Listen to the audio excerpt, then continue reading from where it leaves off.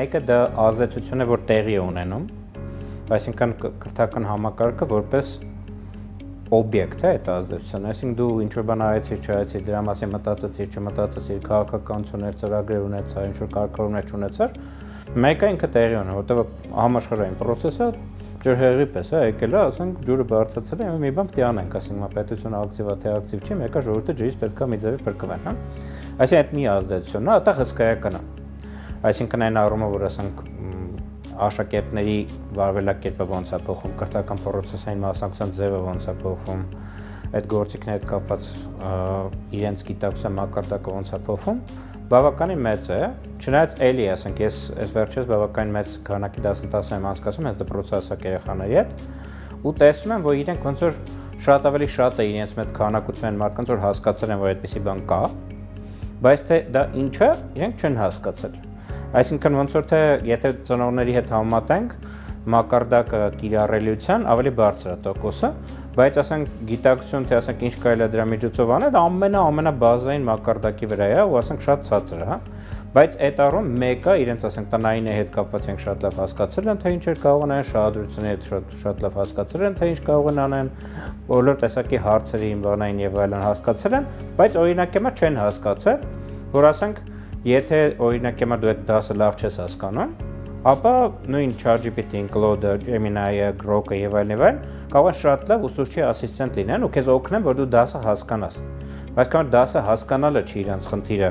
տնայինը հանձնել բրծնելն է իրանցից, շահադրություն տալ վերջացնելն է իրենց հարցերը, այսինքն դա է իրենց խնդիրը։ Իրանք դա օգտագործում են նրա համար, ինչի համար, որ իրենք զորաբար գրում են դպրոց, հա, որպես այդպեսին։ Ու այն հսկայական պոտենցիալը, որ թաքնված է այն տեսանկյունից, որ ասենք իսկապես եթե ենք ուզում ասենք հիմա այս ինչ բանը չի հասկանում, այդ ChatGPT-ին 24/7 սկզբունքով, այսինքն իր տրամադրության տակ կա, ուզում ես տանց խնձորով օրինակներով քեզ բացատրեմ, ուզում ես սպորտի օրինակներով բացատրեմ, ինչ ձևի ուզում ես 10 տարեկան երեխու լեզվով բացատրեմ, հա, այսինքն այդ տիպի հսկայական ռեսուրս իրենք դա դեռ չեն հասկացել։ Եթե դա սկսեն հասկանալ, իմ կարծիքով մենք լուրջ փոփոխություն ենք կրթական ոլորտում։ Այդ մեկն է, երկրորդը կարգավորումների ոլորտում, այսինքն պետությունը ինչքանով հասկացել ինչա տեղի ունենում ու ինչ կարգավորումներ, քաղաքականություն եւ այլն այդ ոլորտում։ Ու այդտեղ մենք էլ ավելի թույլ ենք, քան թե երեխաների մակարդակում, հա, այսինքն երեխաները մի քիչ ավելի շատ են հասկացել, այստեղ մենք ավելի շատ բան ունենք անելու, որովհետեւ ասենք ես օրինակ դեմ չէ լինի, որ դպրոցները ասենք մի 2 ամիս ընդհանրապես բոլոր առարկաները հանային ու 2 ամիս մենակ հայաստական բանականության խնդիրներով զբաղվեն, որ բոլորին ծնողներին, ուսուցիչներին, երեխեքին մի հատ թեթևի մեջ հասկացնեն, թե ինչ ֆենոմենալ նոր քաղաքակրթական երևույթի հետ մենք գործ ունենք, ափսոս չէր լինի, ոչինչ, թող այդ 2 ամիսն էլ ասենք մաթեմատիկա, երկրաչափություն, ֆիզիկա եւ այլ չանցեն, մեծ խնդրեմ չի լինի դրանից, հա, բայց մեծ խնդրեմ կլինի, եթե այս երևույթը համամոլորակային իրենք լավ չհասկանան։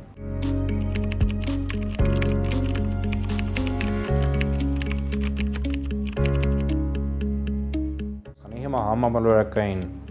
մասշտաբներով եթե նայենք, ասենք ամենալուրջ ոլորտները կրթության, հաստատ են ամենագիգանտներից մեկը չեմ ես, այդ մարդիկ շատ տառապում են, գիշեր ցերեկ իրար խառնած, մեծ ինստիտուտները աշխատում են եւ այլն, որպեսզի հասկանան, թե մենք ոնց ենք այս խնդրի հետ աշխատելու, հա։ Բայց եթե հիմա նայենք ինչ է տեղի ունենում Հայաստանում, դրա հետ կապված ինչ-որ մի քանի դիտարկումներ կարող են կանել, որոնք որ մի քիչ գոնե ուղղություն կտան մեզ, հասկանանք, թե ինչ է կատարվում, հա։ Մեկը, որ մեր կրթական համակարգը ինքը հիմնված էր այդ ցավալի պրակտիկայի վրա, որ ասենք աշակերտը դպրոցա գնում, որպեսզի ասենք ուսուցչին բավարարի, ծնողներին բավարարի եւ ասենք բրծնի է դրանից, որ գնաց զբաղվի իր ավելի հետաքրքիր գործերով։ Ես չեմ ասում, որ համատարած է այդպես, ասենք 100%-ի մասին չենք խոսում, բայց երբ որ 90%-ից բարձր է, կարող ենք ասել, որ ցավոք պետք է ընդունենք, որ դա այդպես է։ Ու այդ մի խնդիրն է, որ ասենք մարդիկ պետք է սկսեն հասկանալ, ուսուցիչները, ծնողները, աշակերտները, պետությունը, որ մենք պետք է աշխատենք մոտիվացիոն դաշտի հետ։ Եթե մենք չաշխատենք մոտիվացիոն դաշտի հետ, այսինքն եթե աշակերտը չսկսի կրթական process-ի մեջ լինել, որովհետև դա իրեն պետք է, որովհետև ինքը խնդիրներ ունի դարձել, որովհետև դա հետո իր գործը եւ այլն մի քիչ ավելի լավ է դարձնելու, որ հիմա այդպես չի ցավոք, այդ խնդիր չի լուծվի, այսինքն մենք հայաստական բանականության նախորդ վերածս օրինակով այն ամենահետաքրքիր, ամենահյութալի մասերը, որ շատ կարևոր է, այդ չենք ստանա ու ցավոք հետ կընկնենք, հա, այդ մի հարցն է։ Երկրորդ հարցը, որ մեր կրթական համակարգը հիմնված էր տեստավորման ինչ-որ վիճակների վրա, որ ասենք ենթադրենք դու գնացիր ինչ-որ բան քեզ սովորեցեցին եւ դու հետո դա պետք է վերարտադրես։ լավ վերարտադրելը, ամենալավ վերարտադրելը դա անգիր անելն էր, այսինքն եթե դու բառացիորեն կոնկրետ ինչ-որ գրած ես, ասեն կարող ապրես, դու գիգանտ ես, հա, որպես այդպեսին։ Բայց դու հասկացել ես, թե չես հասկացել, printer-ի պես էլի, ասեն կոմպյուտերի մեջ ֆայլը load ենք անում, հետո եթե print ես անում, ինքը նորմալ print անում, նորմալ, հա, այսինքն լավ է, ինքը ապրի, շատ լավ աշակերտ է, բայց չէ, ոչ։ Այսինքն այստեղ գալիս են քննությունների տեստավորման նոր համակարգերի անհրաժեշտությունը, որոնք որ իդեպ ավելի զգայուն կլինեն ու ավելի պաշտպանված կլինեն ChatGPT միջոցով այդ քննությունները հանձնելու վիճակներից։ Այսինքն օրինակի համար, եթե ասենք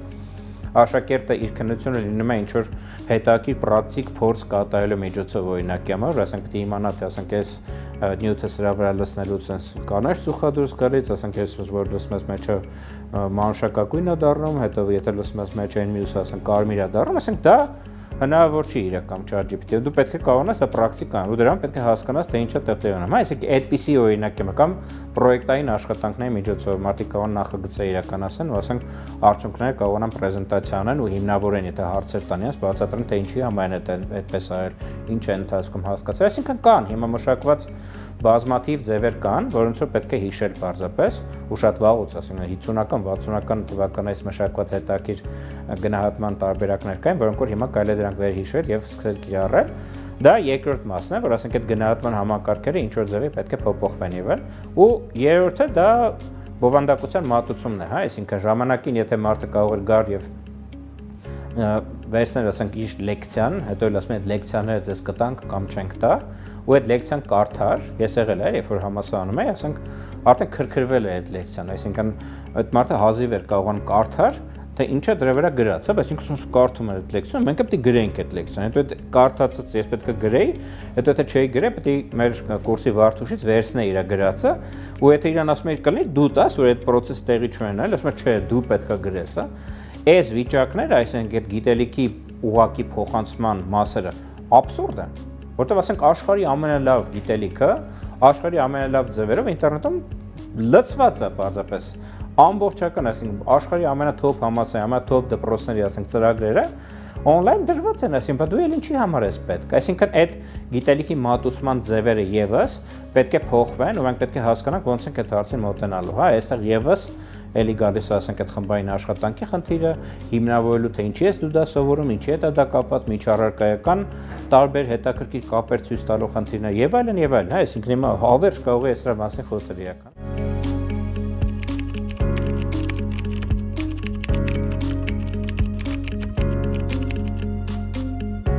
Բազմաթիվ բաներ կա, ես փոքրիկ տենց հետազոտություն եմ իրականացրել, օրինակի համար, ասենք ամենալավ, ասենք IT կամպանիաներում բանի վայր, ասենք թե իրենք ինչ ձևի աշխատողներ են ուզում, հա, այսինքն այդ մարդը որ գալիս է ձեր մոտ աշխատելու, ինչպիսին եք ուզում լինի։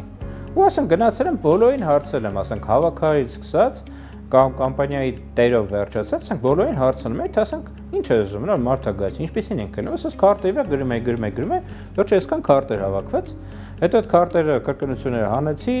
խմբավորեցի եւ այլն, ու ստացա մի հատ հետաքրքիր պատկեր, թե մոտավորապես ինչ են ուզում, հա, ինչ այսպես կոչված արժեքներ եւ հատուկ եւ փափուկ հմտություններ ունեցող մարդիկ են ուզում, ու եթե մեծ առումով նայենք, իրենք ուզում են որ դա լավ մարդ լինի, ու դա պետք է հետ բերվի օրակարգ։ Այսինքն մենք պետք է ոչ թե ասենք լավ մասնագետ գիտեք, չէ՞ ինչ ասում, մի մասը, բայց շատ լավ գիտի, հա, այլ լավ մարդ, համակողմանորեն զարգացած լավ մարդ, որ ունի այդ ձեր բոլոր նշած փափուկ հմտությունները, որ ունի ճիշտ արժեքներ, որ այդ մարդու հետ հաճելի է նույն սենյակում նստած աշխատել։ Բայց մասնագիտականն էլ է շատ կարևոր, երեխաները հասկանան, ասենք օրինակ հիմա շուտով մի հատ սեմինար եմ անում, թե ինչու սովորել։ Որտեղ այդ հարցը երեխեք իրենց տալիս են։ Իրանք ասում են լավ, ինչի ես սովորեմ։ Այն մարդը օրինակ չի սովորել, ասենք ուղեղն էլ տենց առանձնապես չի աշխատում, բայց շատ հարուստ մարդ է։ Ուրեմն երևի ես պետք է մտածեմ, իմաստունի ընդհանրապես սովորելը թե չէ, բայց արի ու տես հսկայական քանակի հետազոտություններ այդ ոլորտում իրականացնել։ Ես իմ անձնական դիտարկումով իրականացնում այդ ոլորտում, դու չես կարող չսովորել, այսինքն եթե դու չսովորեցիր, վերջացավ քո պատմությունը։ Ու այս արհեստական բանականության գալուստը եւս մեզ եւս մեկ անգամ ապացուցում է, որ մեր անձնական նեյրոցանցի զարգացության մակարդակը շատ կարևոր է, որովհետեւ դու չես կարող օգտագործել արհեստական բանականության նեյրոցանցի հնարավորությունները, երբ որ քո նեյրոցանցը զարգացած չի։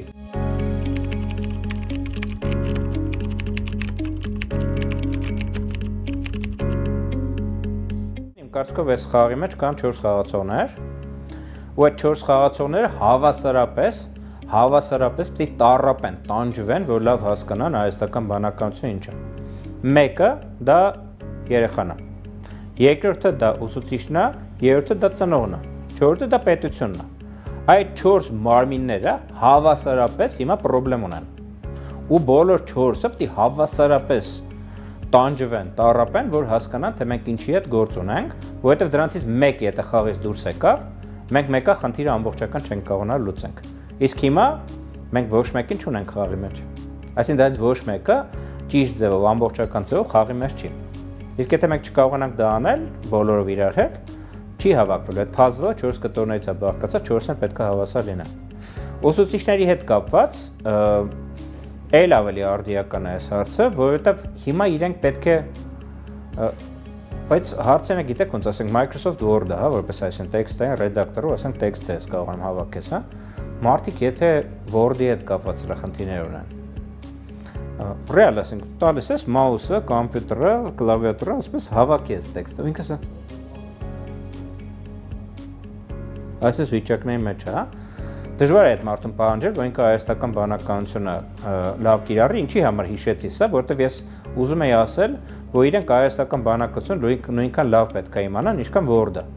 Բայց հետո հասկացա, որ տեղին չի օրինակը, ստեք Word-ը չգիտեն։ Այդ չեմ ասում Google Doc-ը օրինակյան, որ ասենք լավ կլներ Word-ը շատ լավ իմանային, հետո անցնային, ասենք այդ կոլաբորատիվ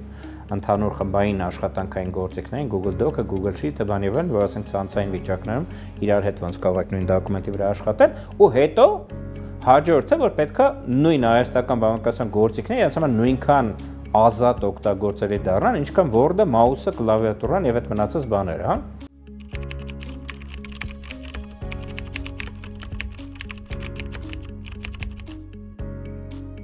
Մենք չենք կարող անընդհատ գնալ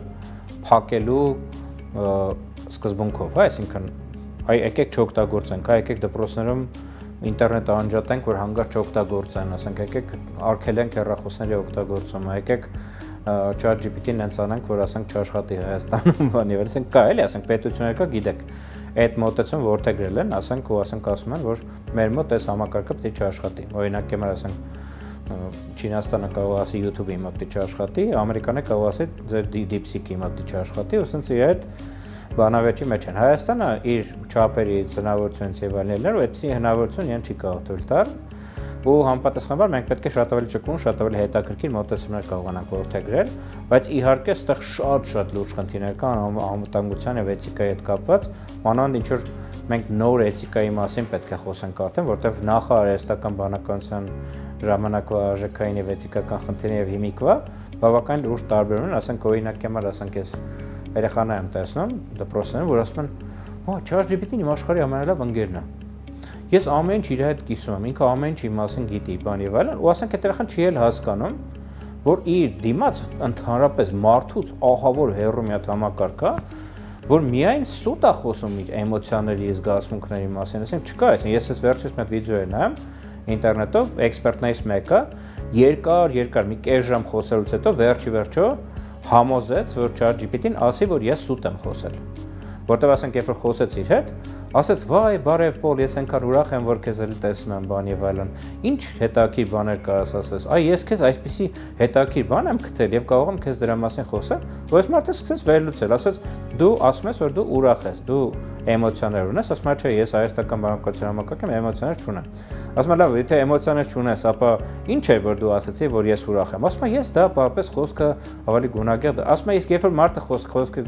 գունագեղ դարձնում է, ինչ որ բան ասում, իրականության չի անպատասխանում, ինչ են դրան ասած»։ Սպանես, վերջ ասեց, «Այո, ես ձեզ սուտ խոսեցի, Պիտեր», հա։ Ու այս շատ կարևոր է, որ իրենք հասկանան, որ իրենց դիմաց մարդ չի նստած է համակարգ, որ լրիվ ուրիշ ձևի է իր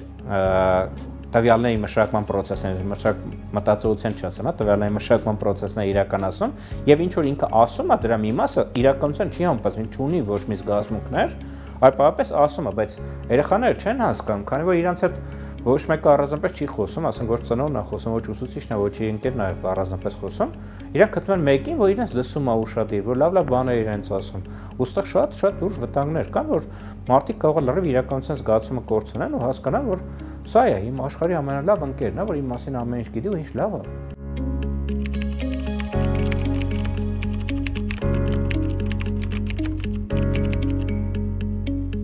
Շատ դժվար է խոսել 5 տարվա, 10 տարվա պերսպեկտիվայով, չնայած պիտի անենք, ասում եք դժվար է, չի նշանակում եկեք չանենք։ Եկեք ընտրություն, մեր 4-5 տարվա բանով, հա, առաջնորդենք չենք կարող այդպես անել, հա, պետք է անենք։ Բայց պետք է հասկանանք, որ դա շատ բարդ խնդիր է ու մի հոգու խնդիր չի։ Մենք դի ունենանք մտածողության կենտրոններ, think tank-եր, փորձագիտական խմբեր, որոնք կոլեկտիվ մտագործության process-ներ պետք է իրականացնեն, որովհետեւ կարողանանք այդ հարցերի լուծումներ գտնենք։ Որովհետև այնքան բարդ են իրենք, որ հնարավոր չի հասկանում եք, ասենք կարծում ես վերջին հաշվարկներով 7 ամիսը 1 կրկնապատկում են ասում հաշվողական հզորությունները, հա, այսինքն ու այդ պարագայում, երբ որ այդ կարգի աճա տեղի ունենում, դու հետևից չես կարողանալ հասնել։ Ես հենց այսօր դասընթաց է իրականացում, ժողովուրդ ասում եմ 3 ու 3 առաջի օրը լուրջ փոփոխություն են տեղի ունեցել արհեստական բանականության համակարգների հետ կապված։ Այսինքն օրինակ Google-ի Gemini-ը, ասենք նոր վերսիա բացվել 3 առաջի օրը թե 3, որ ասենք բոլորից ավելի լավ է աշխատում ABCD benchmark-ներով, այսինքն ու դա ես չգիտեմ, չնայե չէի իմանա դրա մասին, բայց ասենք մի 3 շաբաթ առաջ ասում են ժողովուրդ էլի լուրջ փոփոխություն են տեղի ունեցել, որովհետև եւ այլն, հա, դա հենց 3 շաբաթ առաջ ասում են լուրջ փոփոխություն են տեղի ունեցել, որովհետև, հա,